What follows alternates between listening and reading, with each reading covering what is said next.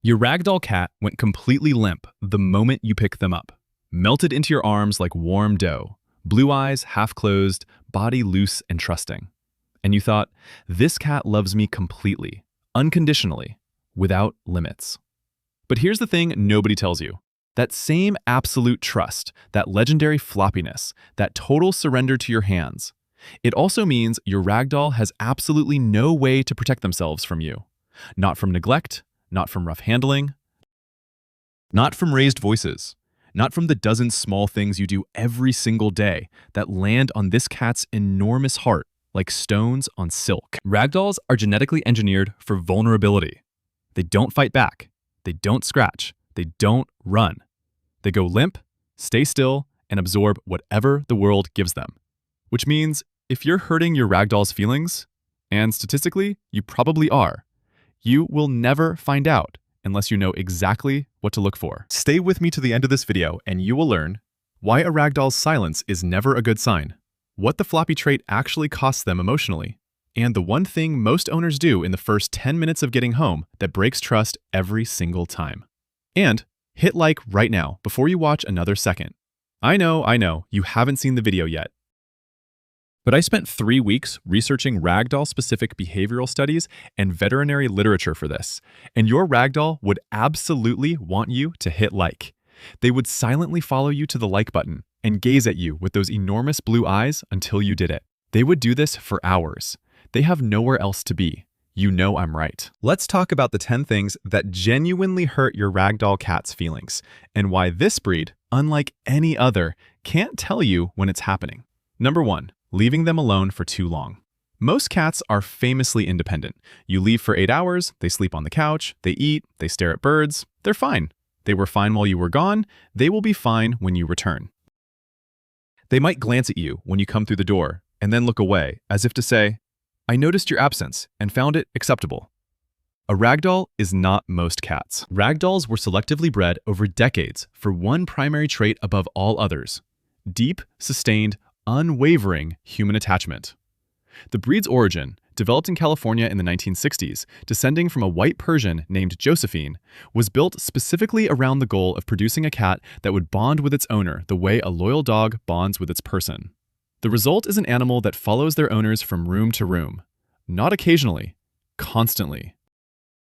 Kitchen to bathroom to bedroom, the ragdoll is right behind you, a large, silent, blue-eyed shadow padding across every floor of your house. This isn't clingy behavior in the way we usually mean it.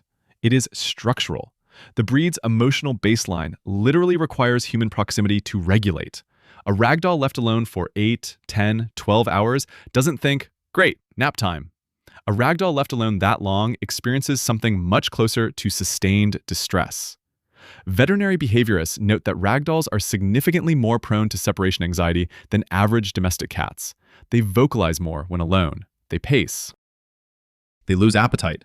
Some develop compulsive grooming behaviors, over-grooming patches of their own fur as a self-soothing mechanism that, if unchecked, leads to bald spots and skin irritation in areas they can reach most easily. And here's the part that makes this specific to ragdolls. They often don't show you the distress when you come back. Other anxious breeds will meet you at the door with every ounce of their feelings on display, meowing loudly, weaving between your legs, demanding acknowledgement immediately. A ragdoll will often just sit, watch you from across the room. Because ragdolls have a deeply passive emotional style. They wait for you to come to them. They hope you'll notice. And if you walk past them, drop your bag, go straight to your phone, the hope quietly folds back inside, and they wait again. If you work long hours, your ragdoll needs either a companion, another cat, preferably calm-tempered and similarly bonded, or structured enrichment. Puzzle feeders. Window perches at multiple heights, rotation of novel objects. But more than anything material, they need a ritual when you get home. 5 minutes of deliberate connection before you do anything else. 5 minutes of sitting on the floor with them, speaking quietly, letting them settle against you. That 5-minute anchor changes everything for this breed. It tells them the waiting was worth it. Number 2, raised voices in the home. The ragdoll's legendary calm is not invulnerability. It is a very thin and beautiful surface stretched over an extremely sensitive interior. These cats are emotionally porous in a way that most breeds are not. They absorb the emotional weather of their household the way a dry sponge absorbs water, immediately, completely, and with no mechanism to wring themselves out. Raised voices, even between humans, even not directed at the cat, hit a ragdoll differently than they hit, say, a Maine Coon or a British Shorthair. Those breeds tend to simply leave the room when tension rises. They have a self-protective instinct that ragdolls largely lack. A ragdoll, because of their deeply bonded and passive nature, often does not leave. They stay.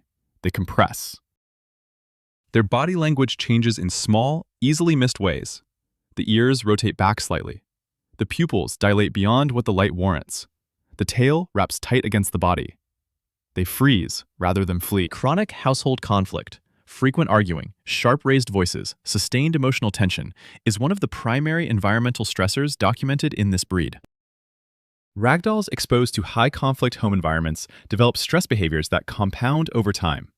Irregular appetite, inconsistent litter box use, excessive hiding, and what behaviorists call contact withdrawal. The cat that used to come to you has quietly stopped coming, and you cannot identify when it changed because the transition was so gradual, so silent. The painful irony is that the ragdoll's passivity makes all of this invisible. The cat is not scratching furniture. The cat is not yelling. The cat is simply contracting, slowly, away from the center of the household. And one day, you notice that the cat who used to sleep on your chest every night has been sleeping at the far end of the hallway for 3 weeks, and you cannot recall when it changed. And the truth is, it changed the same way all slow things change, so gradually that you weren't watching for it. Lower the temperature in your home, not just for your own well-being, but know that your ragdoll is measuring your emotional state in every room, every day, with extraordinary and completely silent precision. Number 3. Picking them up wrong, or picking them up too often without reading the signal. The ragdoll's floppy trait, that famous breed-defining muscular limpness when lifted, is real and documented. When you pick up a ragdoll correctly, they genuinely relax their entire muscular structure in a way no other breed does consistently. Their legs hang, their body drapes over your arms, their head drops gently to one side. They become a warm, boneless, purring weight, and it feels like being trusted with something fragile and sacred. But here is what this trait costs them. They cannot easily signal discomfort when being held. Most cats, when uncomfortable in someone's arms, will push against the hold. They stiffen, kick out a back leg, shift their weight, make clear through muscle tension that they wish to be released. A ragdoll going limp removes this entire defensive vocabulary. They literally cannot use muscle tension to communicate, "Please put me down," the way other cats can, because their default is to not have muscle tension.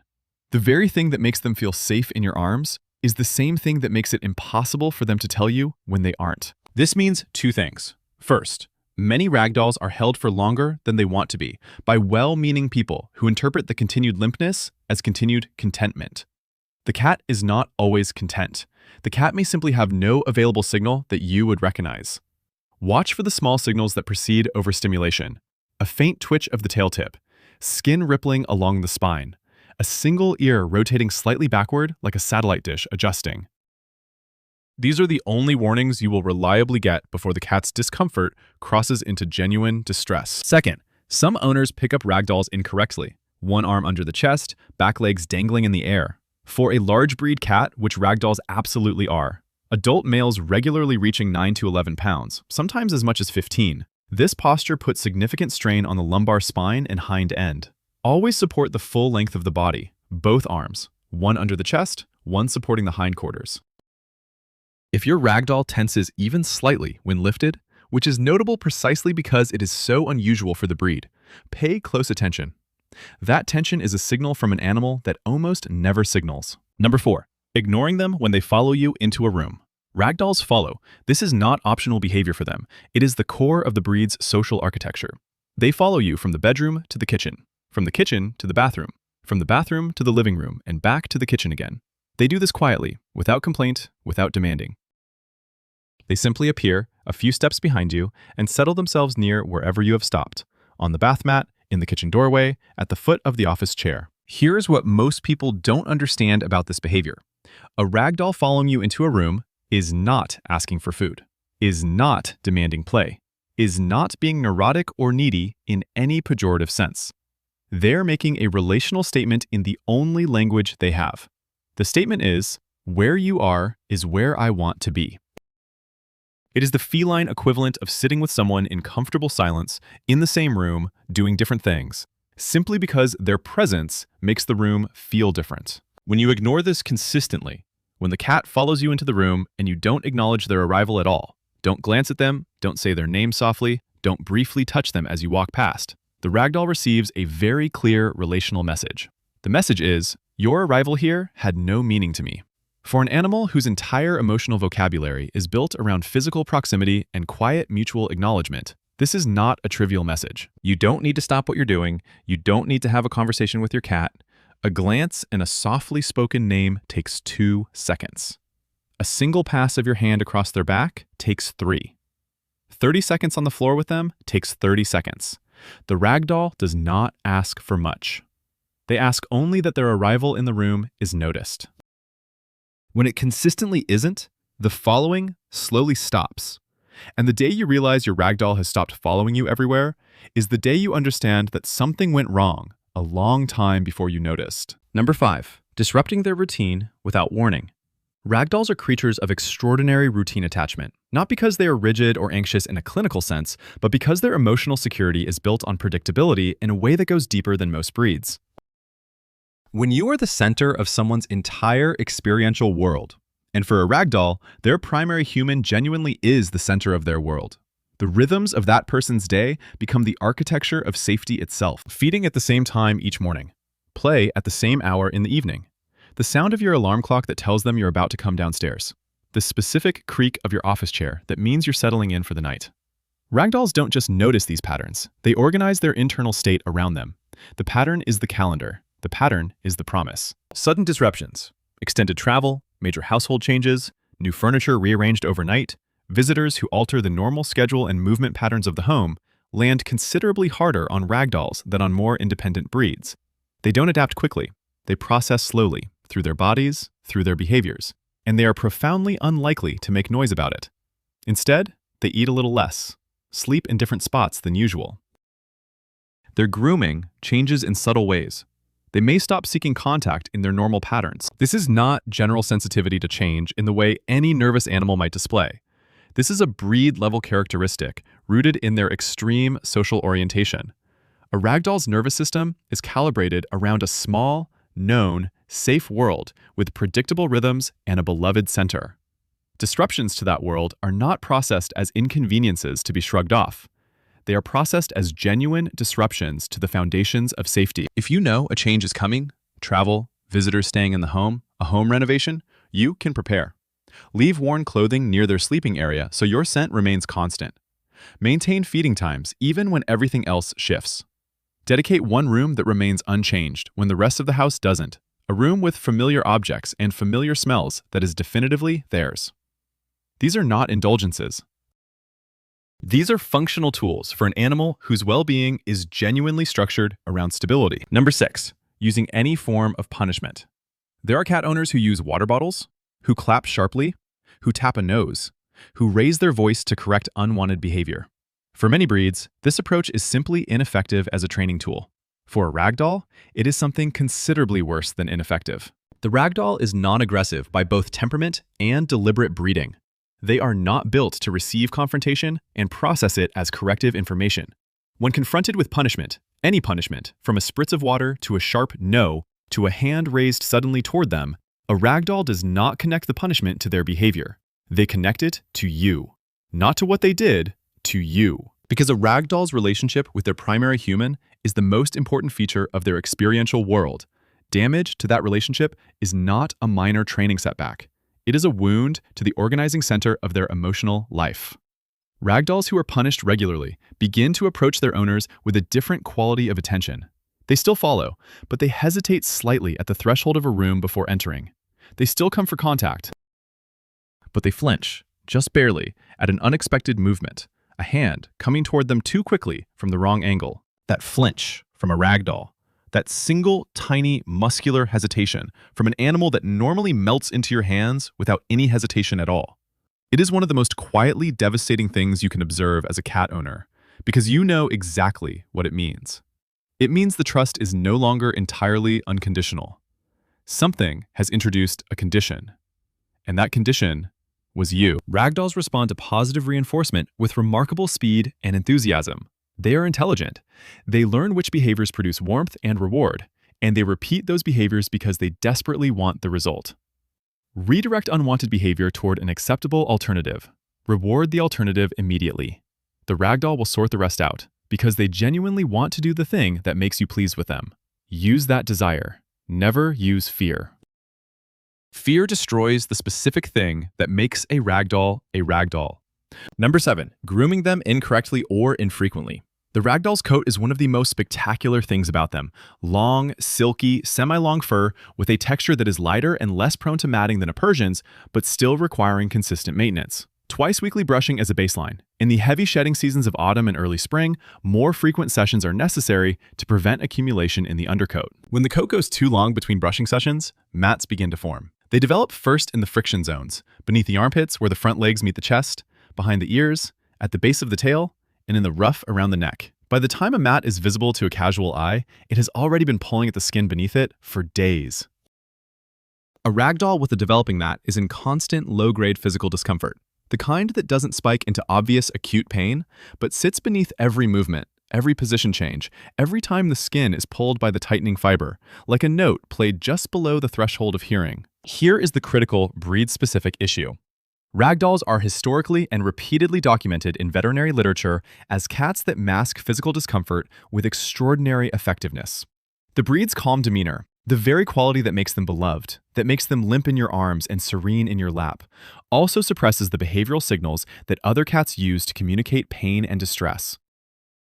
A ragdoll with a developing mat, with dental disease, with joint pain, with an internal issue they cannot express in any other way, will very often appear absolutely fine right up until they are decidedly not fine. Their stoicism is not wellness. It is a feature of the breed's character that requires owners to be proactive rather than reactive about physical care. Brush regularly. Part the fur with your fingers and check at the skin level. Schedule veterinary wellness examinations twice per year for this breed specifically, not once annually, twice. Because by the time a ragdoll's behavior changes enough to tell you something is wrong, they have frequently been managing it quietly in their own company for far longer than you would imagine. Number 8, introducing new pets abruptly. Ragdolls are famously gentle with other animals. They are non-aggressive. They don't establish dominance through intimidation, they don't posture, they don't hiss first without significant provocation, and they almost never initiate physical conflict. This makes them wonderful in multi-pet households. And it also makes them extraordinarily vulnerable in the early days of a new introduction, when the other animal does not yet know the rules of this specific cat. When a new cat or dog enters the home and the introduction is rushed, no scent swapping period through closed doors, no gradual visual introduction through a baby gate, no controlled neutral territory meeting, the new animal has an immediate social advantage over the ragdoll simply because the ragdoll will not fight back. A more assertive or territorial cat can claim the ragdoll's sleeping spot, their preferred feeding station, their favorite window perch, their piece of the couch, and the ragdoll will yield every single time. Not because they don't care about these things, because they have no other tool. Yielding is their tool. Over time, a ragdoll consistently displaced from their resources and their routines by an incompatible companion develops stress behaviors that are very easy to misread as personality changes. They become lazier, people say, less playful than they used to be, not as social as before. None of these things are personality changes. They are stress responses from an animal living in a state of chronic, low-level social displacement, managing it the only way they know how, by contracting, by yielding, by waiting. Introduce new animals using the full established protocol. A minimum of 2 weeks of scent introduction through bedding and worn clothing before any visual contact at all. Controlled, brief visual meetings with a barrier between animals. Always ensure the ragdoll has dedicated resources that the new animal physically cannot access. Their own elevated feeding station, their own safe perch above the reach of a dog, their own quiet room that is definitively and permanently theirs. A ragdoll who has a guaranteed safe zone recovers from multi-pet adjustment enormously better than one who must compete for every square foot. Number 9, not respecting overstimulation limits during petting. The Ragdoll's genuine affection for physical contact is real, deep, and breed-specific. They are lap cats in the most literal and sustained sense. They seek body contact the way other cats seek sun patches. They press against legs, they drape across chests, they tuck their enormous fluffy heads under chins. They will sleep against you for hours. For a breed this physically affectionate, it seems almost impossible that you could overstimulate them. It is not impossible. It happens all the time, to well-meaning owners who simply did not read the signals. Ragdolls, like all cats, have a stimulation threshold, a point beyond which sustained or intense petting tips from pleasant to overwhelming. The crucial difference with this breed is that their threshold can be significantly lower than their owners expect, because the early stages of a petting session look so serene. The cat sits in your lap. The cat purrs. The cat remains absolutely still. Nothing in their body language suggests a problem is building. And then, at some invisible interior line, one of three things happens. A very subtle twitch of the tail tip, a ripple of the skin along the spine, or, if both of those signals went unread, a quiet, brief bite. Not aggressive, not hard, nothing like aggression, but unmistakable. The problem is not the bite. The bite is the end of a conversation the cat was trying to have. The problem is everything that happened before the bite. Every tail twitch that was noticed and ignored, every skin ripple dismissed, every ear shift that went unread, and the cat's final conclusion that the early signals don't work. A ragdoll who has learned over time that their subtle warning signals are consistently missed by their owner will begin to abbreviate or skip those signals entirely and go directly to the only thing that has ever worked. And now you have a cat who seems to bite without warning, when in reality, the warning system functioned perfectly and the receiver was not calibrated to it. Learn the three signals: tail twitch, skin ripple, ear rotation. When you observe any one of them, stop petting. Do not pull away abruptly. Set your hand still, let the cat settle on their own terms, then slowly remove your hand from contact. Wait 60 seconds. The session is not over, it is simply paused. After a minute, you can offer contact again. Palm open, near them but not touching, and the cat will tell you whether they want to continue. This is a conversation with a very quiet participant. It requires you to listen differently than you normally listen. Number 10, not being the calm anchor they need you to be. This is the hardest one, because it requires looking at yourself rather than at a specific behavior toward the cat. Ragdolls do not just bond with their owners, they attune to their owners. They read emotional states with a precision that feels, at times, almost supernatural to people who live with them. They know when you are anxious before you have consciously registered that you are anxious. They know when something is wrong with your day before you have told anyone about it. They feel it in the micro changes of your movement: faster, harder footsteps, tighter muscle through your shoulders when you sit, a different quality of stillness when you settle on the couch at night. When you are the calm anchor in their world, consistent in your rhythms, soft-voiced, predictable in your affection, present in a genuine and unhurried way, a ragdoll thrives in a way that very few other breeds can match.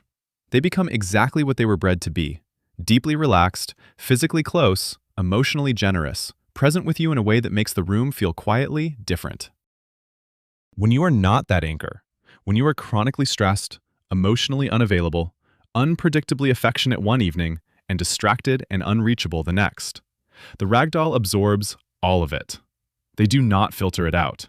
They do not have that mechanism. Owners who go through major life stressors, job loss, relationship endings, grief, serious illness, sustained anxiety, frequently notice their ragdoll changing over that same period.